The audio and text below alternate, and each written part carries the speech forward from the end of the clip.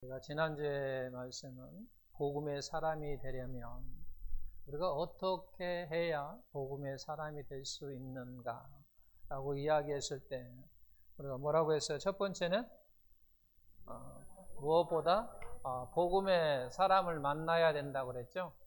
복음의 사람을 만나야 되고, 만나기만 해도 우리가 복음의 사람이 되느냐? 그건 아니잖아요. 그죠? 그러면 어떻게 된다고 그랬죠? 복음의 사람으로부터 복음의 가르침을 받아야 된다고 하는 거예요. 복음의 가르침을 받는다. 근데 가르침을 받는 데에는요, 반드시 뭐가 있다고 그랬어요? 연단이 있어요. 연단이 있다. 쉽지 않다라고 하는 얘기예요. 그러니까 우리가 하나님의 자녀다운 그런 삶을 사는 것이 쉬운가? 그렇지 않아요. 하나님의 자녀가 자녀답게 사는 것도 쉽지 않다고 하는 거죠.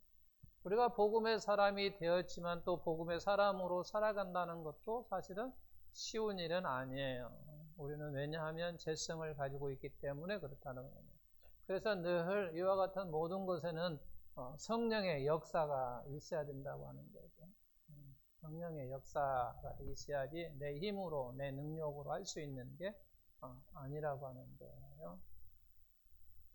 자, 오늘 이제 말씀은 또 다르게 우리가 사용하고 있는 이 복음이라고 하는 단어가 여러 가지 의미를 가지고 있습니다.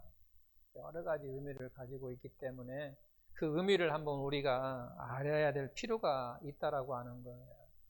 왜냐하면 많은 사람들이 어떤 단어에 있어서 그것을 해석함에 있어서 전혀 다르게 이해를 하고 있고 전혀 다르게 해석을 하기 때문에 우리는 복음이라고 하는 이와 같은 단어가 가지고 있는 의미를 알아야 할 필요가 있다라고 하는 거예요. 그래서 제가 설교할 때 복음이라고 하는 단어를 사용하면 여러분들하고 같은 의미 속에 이해 속에서 있어야만이 원활한 소통이 되지, 그렇지 않으면 전혀 다른 쪽으로 흘러간다라고 하는 거예요.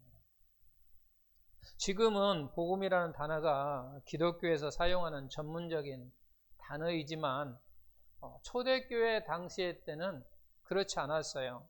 그냥 모든 사람들이 일반적으로 사용하는 그냥 단어였었어요. 근데 그 일반적인 사용하는 그 단어 속에 바로 성경적 의미를 부여함으로 말미암아 지금은 이제 기독교적인 전문 용어가 되었다라고 하는 거예요. 그러니까 전에는 복음이라고 하는 것이 그냥 일반적으로 사용하는 단어이다 보니까 복음이 어떤 의미를 가지고 있는가 설명이라고 하는 것이 사실은 필요가 없었어요. 대부분 모르는 사람들이 다 알고 있는 그와 같은 내용이었다는 얘기예요. 근데 그와 같은 내용을 가지고 이제 기독교적인 전문 단어로 만들다 보니까 우리가 이제 그 의미를 알아야 된다라고 하는 거예요. 그렇지 않으면 전혀 다른 어떤 의미를 가지는 거로 해석하게 된다라고 하는 거죠. 저는 이쪽으로 가고 있는 해석을 하고 있는데 어떤 사람은 이렇게 가고 있다라고 하는 거죠. 그럼 이게 원하는 소통이 되지 않는다라고 하는 거예요. 우리가 꼭 짚고 넘어갈 것이 하나 있는데 뭐냐면 우리는 어떤 단어, 즉 복음이라고 하는 단어가 있어요. 복음이라는 단어를 아는 것과 그 다음에 익숙한 것, 전혀 이것은 다른 거예요. 또 다른 의미를 가지고 있어요. 다른 의미.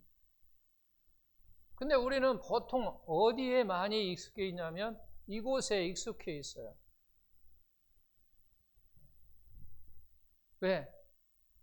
워낙 많은 듣고 있으니까. 제가 여러분들에게 이렇게 질문할게요. 사랑이라는 게 뭐예요? 교회는요, 사랑이라는 단어 빼면은 우리가 쉽게 하면 시체라고 말할 수 있을 정도로 사랑이라는 단어를 엄청나게 많이 사용을 합니다. 그런데 워낙 단어를 많이 사용하다 보니까 익숙해져 있어요. 익숙해 있다 보니까 자기도 모르게 어떻게 착각을 하면 나 사랑을 잘 알아. 사랑이 무엇인지를 잘 알아. 그래서 안다고 해서 그럼 사랑이 무엇입니까? 라고 물어보면 구체적으로 한번 설명을 해주세요 라고 이야기하면요 말을 못해요. 왜 그러냐? 모른다는 얘기예요. 결국 내가 말을 못한다는 얘기는 결국은 모른다는 얘기고, 아니면 그보다 조금 나아지면 그냥 희미하게 아는 거예요. 정확하고 분명하게 알아야 되는데 그냥 희미하게 안다라고 하는 거죠. 우리 빛날교회 성도들은 사랑이 뭐냐라고 하면 그 다음에 단어를 뭐라고 생각하라고 그랬어요? 네? 네? 희생. 그렇잖아요. 나눔. 제가 이 말 하지 않았어요. 또 어? 낮아지는 것. 이것도 아니에요. 제가 말하고 싶은 것은 이게 아니에요. 제가 여러분 사랑이라고 하는 것은 이 단어를 우리는 생각해야 됩니다라고 이야기했어요. 왜? 사랑이라고 하면은 막막해요. 사랑하라고 하는데 그 사랑이 어떻게 하는 거냐는 얘기죠. 어떻게 하는 게 사랑이에요? 잊어버리지 마십시오. 제가 사랑이라고 하는 것은 뭐냐면 손해보는 거예요. 뭐 하는 거다? 손해보는 거예요. 희생하는 것도 손해보는 거예요. 그죠? 나눠주는 것도 손해보는 거예요. 희생하는 거, 나누는 거고, 낮아지는 것도 결국은 내가 손해보는 거예요. 또 내가 섬기는 것, 내가 손해보는 거예요. 봉사하는 것도 내가 손해보는 거예요. 그러니까 사랑이 뭐냐라고 할 때는 딱 다른 거에 없어요. 손해보는 거다라고 하는 거 생각하면 딱 이해할 수 있어요. 이 단어를 이해 못하는 사람은 없어요. 당신이 손해보라는 거 이해 못하는 사람은 없다는 얘기야. 사랑이 바로 그거예요.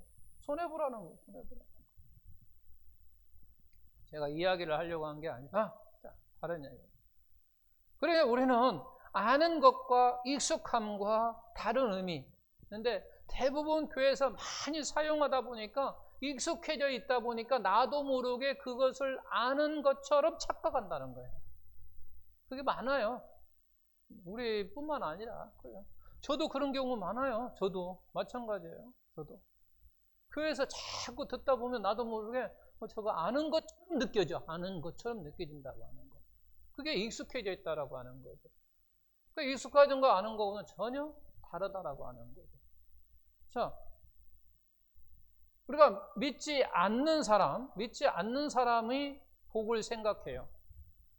이제 믿는 사람도 복이라고 하는 것을 생각해요. 그럼 믿지 않는 사람의 복이 뭐예요? 네? 돈. 돈? 맞아요. 그것도 틀린 말은 아니에요. 그건 구체적인 단어로 말할 수 있는데, 그건 뭐 하는 거예요? 김 목사님 복 받았어요. 그러면 무슨 의미로 받아들이는 거예요? 복 받았대요. 장로님 복 받았죠?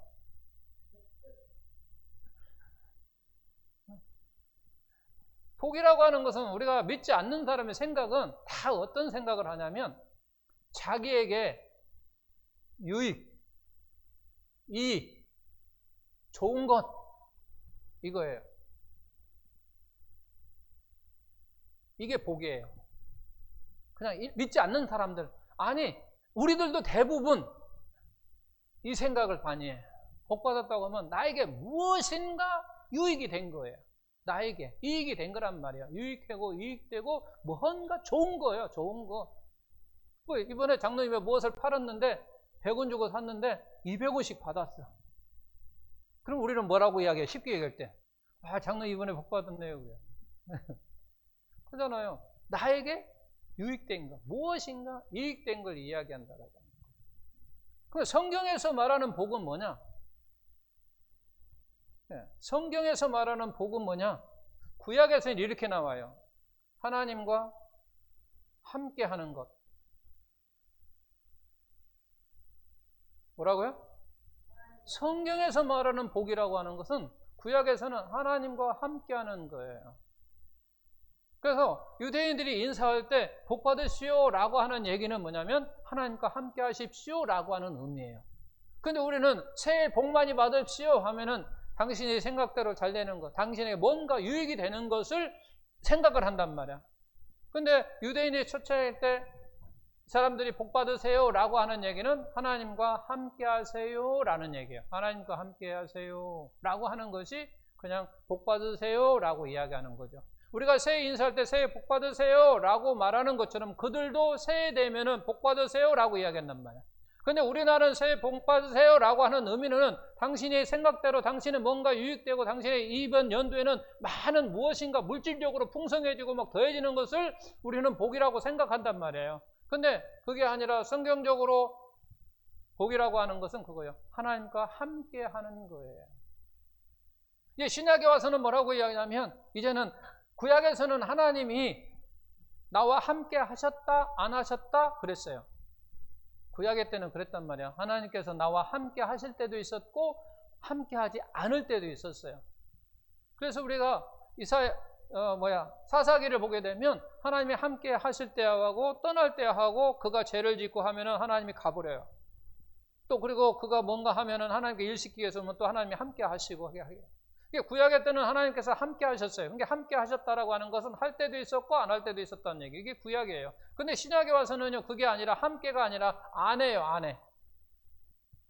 우리 아내야, 아내. 성령이 우리 안에 함께 계시는 게 아니야. 함께 계신다라고 하는 표현은 내가 함께 할 때도 있고 떠날 때도 있다는 얘기예요. 그러나 아니라고 하는 것은 아내라고 하는 얘기는 그냥 계속 머물러 있는 거예요. 아내는. 그래서 성령이 우리 안에 계시는 거예요. 성령이 오셔서 우리 안에 계신다고 하는 거죠. 안에 계신다고 하는 얘기는 어떤 사람에게 안에 계십니까? 믿지 않는 사람한테도 안에 계십니까? 아니에요. 믿는 사람에게 계신다는 얘기예요. 믿는 사람들의 안에 계시니까 그 말을 다른 말로 하면 하나님의 자녀라고 하는 거죠. 하나님의 자녀예요. 그러니까 복 받는다는 얘기는 그래서 내 안에 성령이 있다고 생각하는 사람은 다 어떤 사람이냐? 어떤 사람이에요? 복 받은 사람이라는 얘기예요. 그래서 예수 믿는 사람이 복 받은 사람이라는 얘기예요. 그냥 복 받은 사람이 아니라 우리는 내 안에 이 안에 성령이 계시니까 내가 이제 하나님의 자녀래요. 근데 안에 계시는 성령이 안에 계시는데 그냥 계시느냐? 그게 아니라 내가 예수님을 영접하고 내가 예수님을 믿을 때에 성령이 내 안에 계신단 말이야. 그러므로 말면 내가 하나님의 자녀가 되는 거예요. 그래서 복이라고 하는 거죠. 이게 하나님의 복이에요. 또 우리가 많이 사용하는 것이 형통이라고 하는 단어가 있어요. 참 많이 사용합니다. 이게 형통. 형통도 우리가 이렇게 말할 수 있어요. 두 가지로 할 수 있어요. 우리가 일반적으로 생각하는 형통이 무엇이냐는 얘기예요. 일반적으로. 그러니까 믿지 않는 사람이나 믿는 사람이나 우리가 일반적으로 많이 형통하면 어떻게 생각하느냐? 제가 권사님한테 만사 형통하십시오 그러잖아요. 우리가 만사 형통이라고 만사를 더 붙여 많이 형통하십시오 라고 하는 말보다 권사님 만사 형통하십시오 그런다는 얘기예요. 만사 형통이라고 하는 게 뭐냐라고 하는 얘기예요. 어떤 일이 자기 생각대로 자기 뜻대로 자기 마음대로 되는 것이 형통이에요. 자기 생각대로 자기 뜻대로 자기 마음대로 뭔가 이루어지는 거예요. 그러니까 제가 권사님한테 만사 형통하십시오 라고 하면 권사님이 생각하는 대로 모든 것이 이루어지기를 원합니다 그런 얘기예요. 그러니까 마음대로 생각하는 대로 모든 것이 다 이루어지기를 원합니다 라고 하는 것이 형통이라고 하는 거죠. 그렇다면 이제 성경적으로 그러면은 형통이라고 하는 건 뭐냐? 형통적으로 우리가 성경적으로 형통이라고 하는 건 뭐냐? 라고 이야기할 때 하나님께서 함께 하심으로 하나님의 뜻이 하나님의 계획이 하나님의 섭리가 뭐하는 것? 이루어지는 것.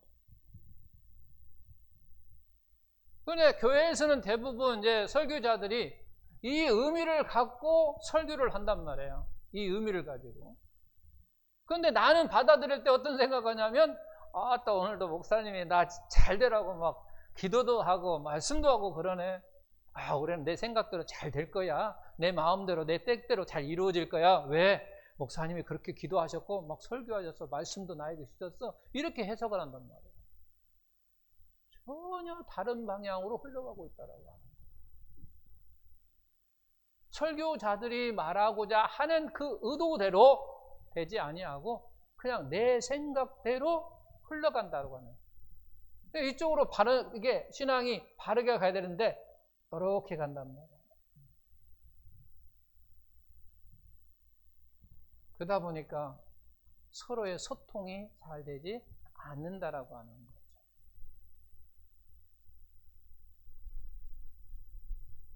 이게 이제 1번이라고 하고 이게 이제 2번이라고 합니다. 그러면 1번과 2번 차이가 뭐가 있어요? 1번과 2번의 차이 빨리 찾아보세요. 1번과 2번 차이. 1번은 자기 생각. 네? 1번은 자기 생각. 네. 2번은 하나님. 그러니까 결국은 뭐가 없냐면 1번에는 하나님이 없고 2번에는 하나님이 있고 차이예요. 하나님이 있고 없고 차이예요.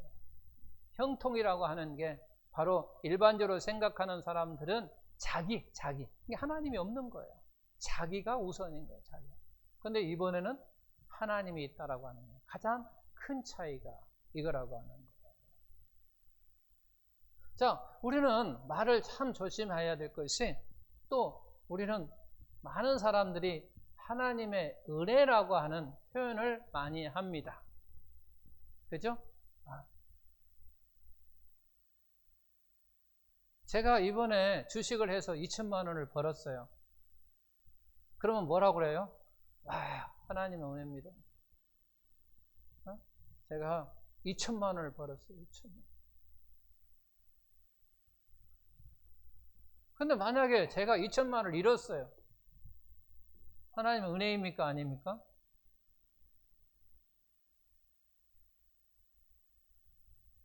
우리 아들이 서울대 합격했어요. 하나님의 은혜입니까? 하나님의 은혜입니까? 아닙니까? 은혜예요? 떨어졌어. 뭐예요, 이게?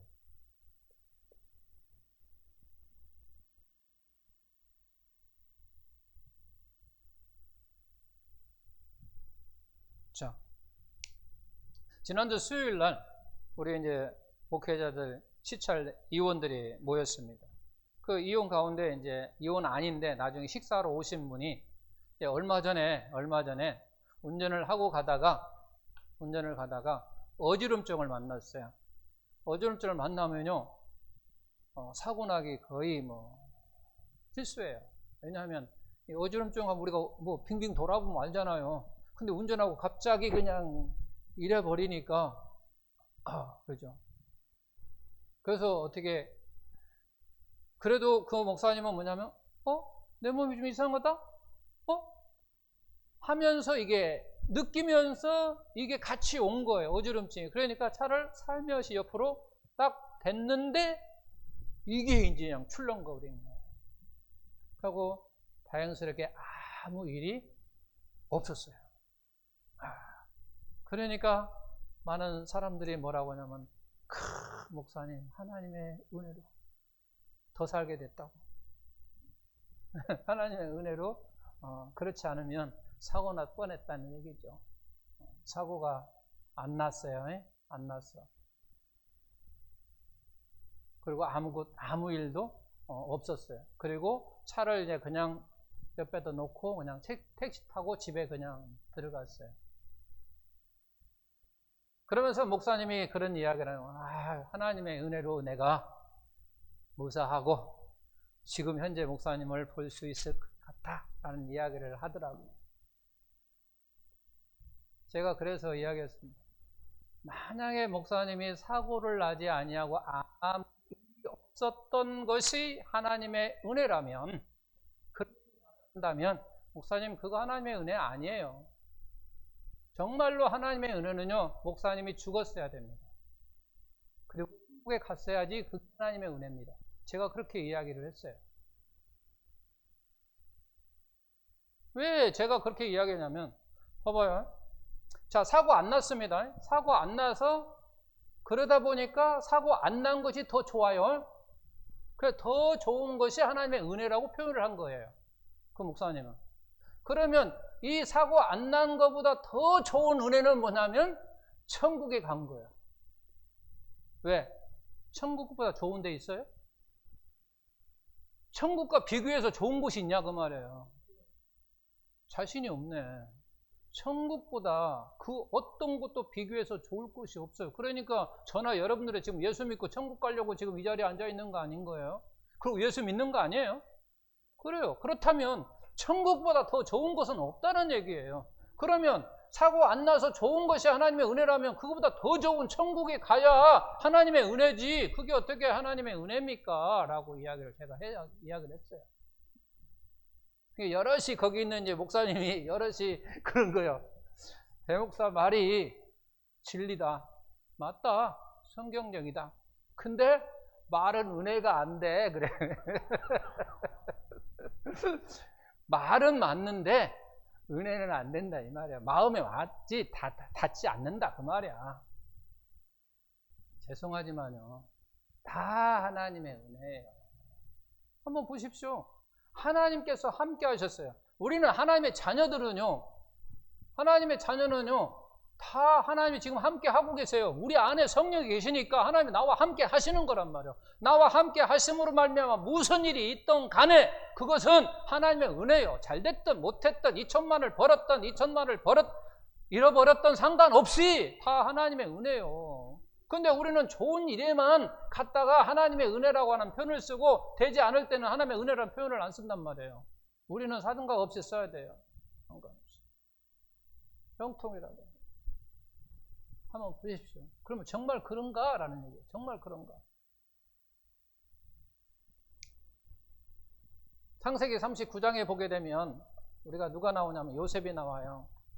39장에 요셉이 나오는데 요셉은 17세에 형들에게 팔려요. 그래서 산 사람들이 애굽으로 데려가다가 다시 보디발의 집으로 그를 팔아요. 그러다 보니까 17세 때에 그는 결국은 종살이를 한다는 얘기예요. 종살이를. 자기가 원해서 하는 게 아니에요. 지금 종살이를 하고 있는 중이에요. 중. 하고 있어요. 그는 지금 있단 말이에요. 정말로 한번 보죠. 요셉이라고 하는 사람이 지금 한번 생각을 해봐요. 요셉의 환경을 한번 생각해 보자는 얘기예요. 환경을. 미칠 지경이에요. 형들에게 자기가 팔렸잖아요. 팔려가고 지금 현재 종살이를 하고 있어요. 조금 더 있으면 더 억울한 일도 당해요. 보디발의 아내를 통해서 꼭 감옥까지 가거든요. 감옥까지 가는데 지금 현재 환경이 뭐냐면 제가 2천만 원 잃을 때 제 마음이나 지금 현재 요셉의 마음이나 엄청나게 안 좋은 환경이란 말이에요. 엄청 마음이 괴롭고 아프고 그런 환경이에요. 그런 환경 속에 있는데 하나님은 그를 지금 무엇으로 표현하는가 보다. 지금 현재 하나님께서 말씀하시는 것이 뭐냐는 얘기요. 창세기 39장 1절에서 3절 같이 보겠습니다.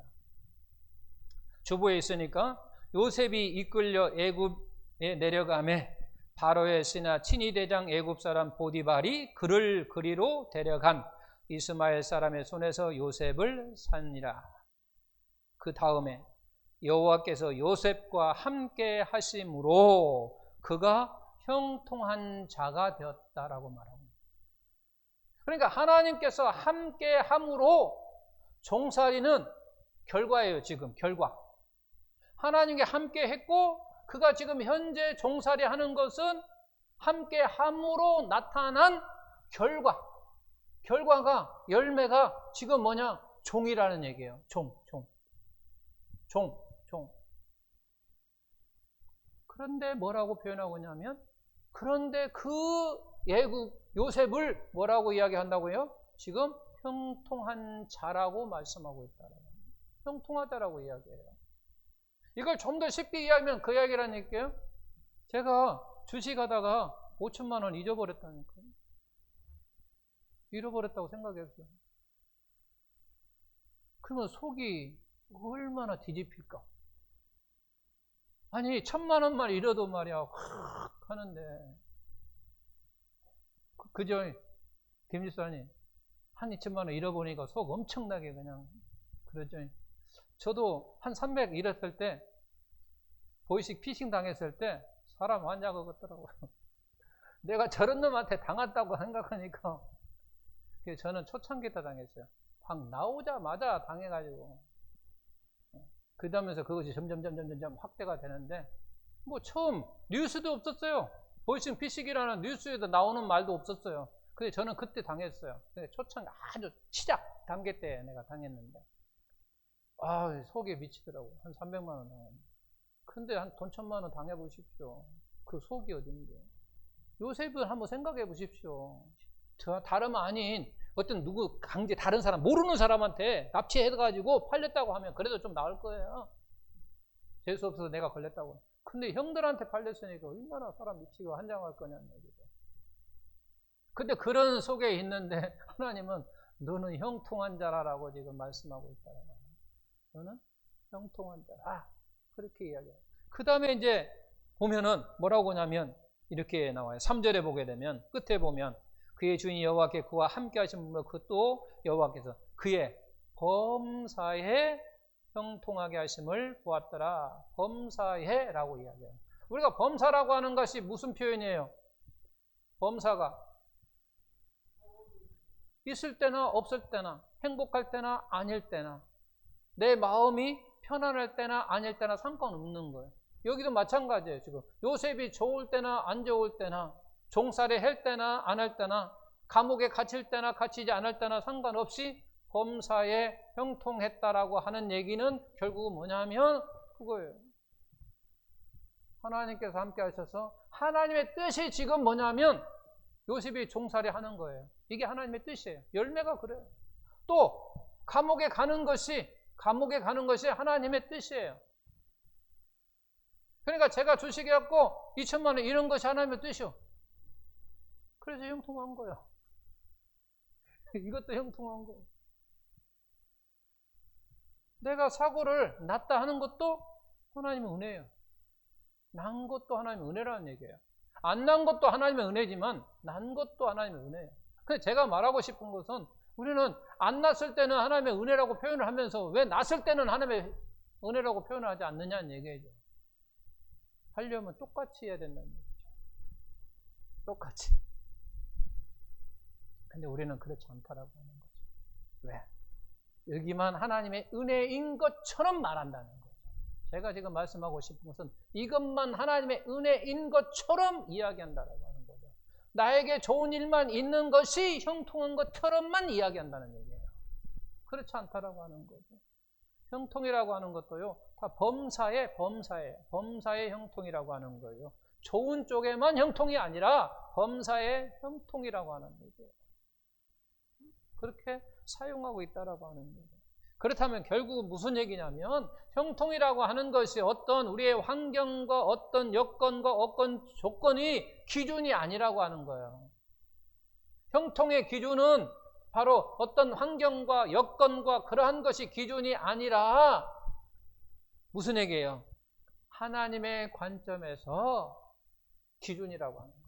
하나님의 주권 속에서 하나님의 그와 같은 열매 속에서의 기준이지 어떤 환경이나 어떤 여건이나 그것이 아니야. 그러니까 결국은 하나님의 은혜도 결국은 어떤 환경과 여건에 따라서 하나님의 은혜가 아니라 하나님의 뜻에 따라서 하나님의 관점에 따라서 그게 하나님의 은혜라고 표현을 해야 된다는 얘기예요. 근데 우리는 사고 안 났어. 났어. 그것 가지고 하나님의 은혜다 아니다 표현을 한단 말이에요. 그게 아니라고 하는 거죠. 그것이 하나님의 뜻이었느냐, 하나님의 관점이었느냐, 하나님께서 함께 하심으로 나타나는 열매였느냐, 그걸 가지고 우리가 하나님의 은혜다, 아니다, 형통이다, 아니다 라고 표현을 해야 되는데 우리는 그냥 좋은 일에만 형통이에요, 좋은 일에만 하나님의 은혜로라고 하는 그와 같은 표현을 사용하고 있다라고 하는 거예요. 우리는 좋은 일이나 나쁜 일이나 그것이 하나님의 뜻이라면 그냥 형통인 것이고 그것도 하나님의 은혜라고 하는 거예요. 그래서 우리는 누가 나쁜 일 당했으면요 하나님의 은혜라고 말하지 않아요. 하나님의 뜻이라면 그게 하나님의 뜻이라면 하나님의 은혜라고 하는 거죠. 결국은 그런 생각을 하게 되면 내가 아플 때도 쉽게 그와 같을 내가 받아들일 수 있다라고 하는 거죠. 아, 이것이 하나님의 뜻이었었구나. 내가 비록 지금 현재 환경이 좋지 않지만, 지금 현재 내가 여건이 좋지 않지만 이게 하나님의 뜻이구나 라고 하면 형통한 것이고 이것도 하나님의 은혜라고 하는 거예요. 근데 우리는 나쁜 일 당하면요 하나님 왜 나한테 주셨습니까? 하면서 원망하고 불평하고 그런 건 아니에요. 하나님의 은혜라고 생각하지 못한다라고 하는 거예요.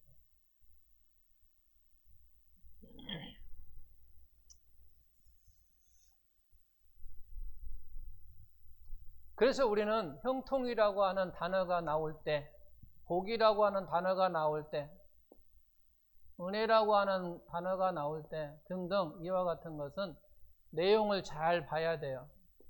이게 중요한 거예요. 내용을 잘 봐야 된다는 거예요. 그게 결국 무슨 얘기냐면 제가 설교를 할 때 어떤 복이라고 하는 단어를 사용하면 그 내용을 잘 들어야 된다고 하는 거예요. 그래서 목사가 지금 설교자가 지금 복이라고 하는 그 의미를 어떤 의미로 사용하고 있구나라고 하는 것을 내가 파악하는 거예요. 그렇지 아니하면 전혀 다른 거예요. 이제 제가 왜 그러냐면 여러분 제가 여기에다 이렇게 써놨어요. 사과. 뭐예요? 이렇게 하면 모른다는 거예요. 왜? 사과도요, 표현이 두 개 있을 수 있어요. 그죠? 먹는 사과. 그죠? 먹는 사과. 그리고 뭔 사과가 있어요?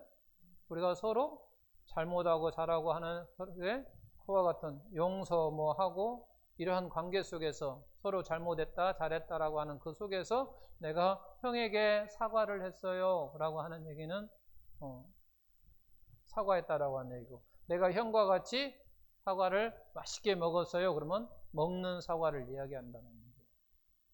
그러니까 결국은 내가 사과하면 모른다는 얘기예요.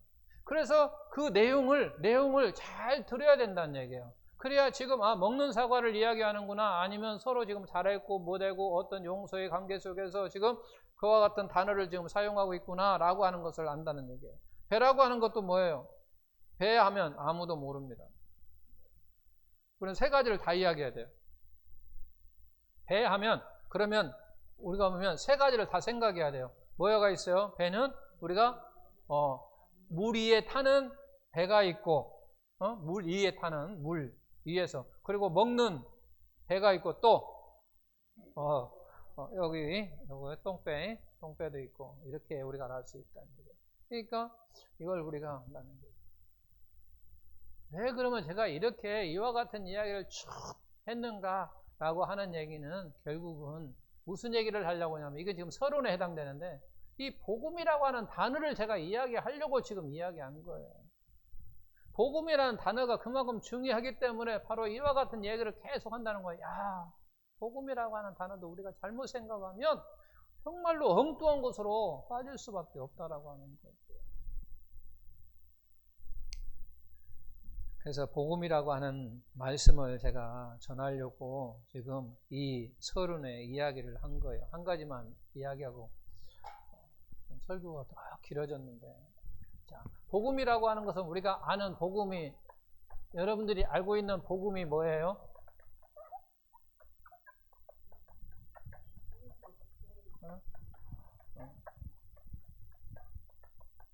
자, 우리가 알고 있는 복음은 이런 의미가 있어요.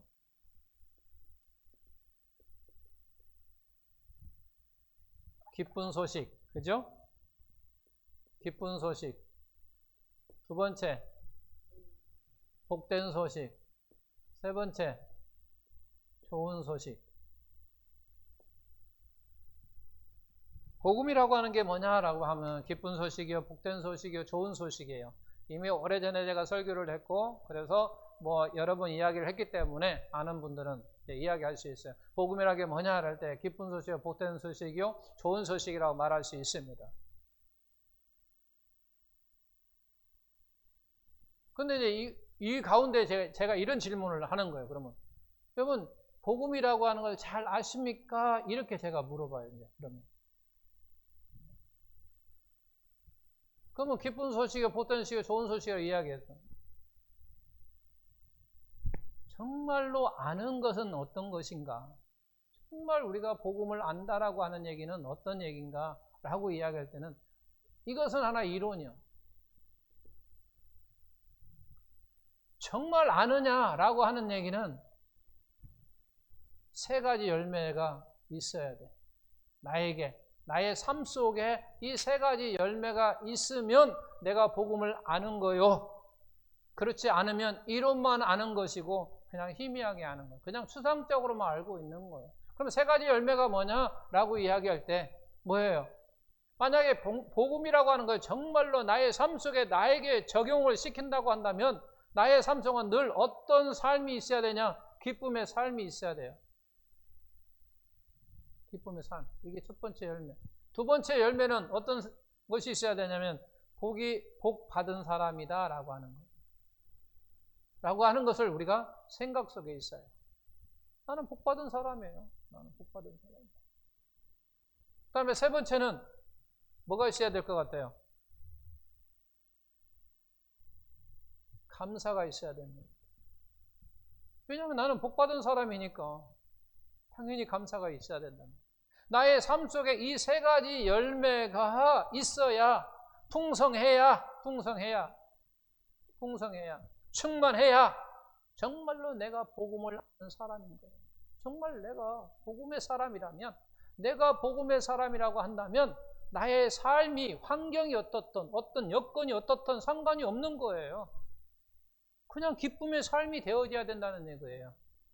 그리고 나의 환경이 여건이 어쨌든 간에 내가 어떤 사람이냐면 복받은 사람이라는 얘기예요. 내가 복받은 사람이에요. 내가 복받은 사람이라고 한다면 어떤 환경이 상관없어. 환경이 조금 나오면 어떻고 환경이 조금 못하면 어때요? 그건 나하고는 상관이 없잖아요. 그것이 나에게 영향을 받는다면 나의 어떤 환경이, 나의 어떤 조건이, 나에게 복받은 것에 대해서 어떤 영향을 미친다고 한다면 그는 이 예수 믿는 하나님의 자녀의 복과 어떤 환경이, 그럼 환경이 더 크다는 거예요.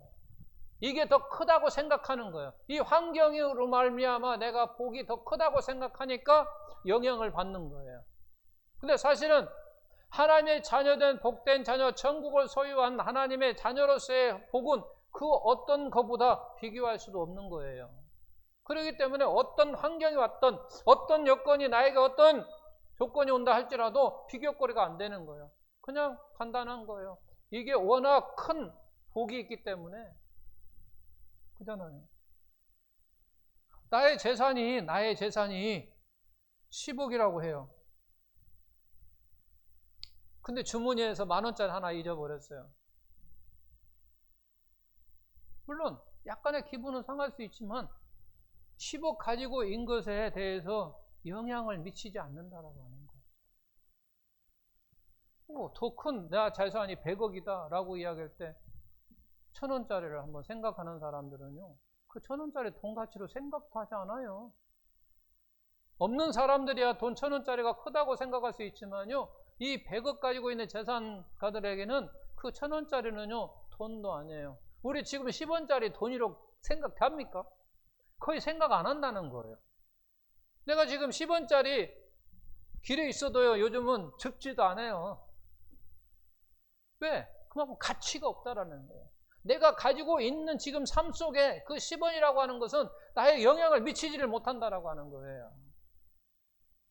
마찬가지로 우리도 나는 복받은 사람이라고 하는 것. 왜 복받은 사람이냐? 나는 예수 그리스도를 영접함으로 말미암아 내가 예수님을 믿음으로 말미암아 내가 복받은 사람이라고 하는 거죠. 그 복받은 사람으로 내가 이 땅에서 이 세상에서 살아가는 데 있어서 그 어떤 것도 나에게 영향을 주어서는 사실은 안 된다라고 하는 거예요. 근데 영향을 준다라고 하는 것은 아직도 내가 받은 복이 얼마짜리인지를 모르는 사람. 그러면 영향을 받아요.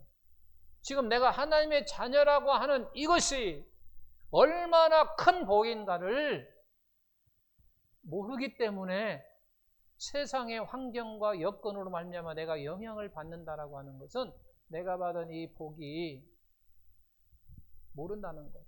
얼마나 큰 것인가를 모른다는 거죠. 그래서 오늘은 문자적인 의미만 가지겠습니다. 이게 바로 문자적인 의미로 복음이라고 하는 의미예요. 문자적인 의미. 뭐가? 기쁜 소식이고 복된 소식이고 좋은 소식이고.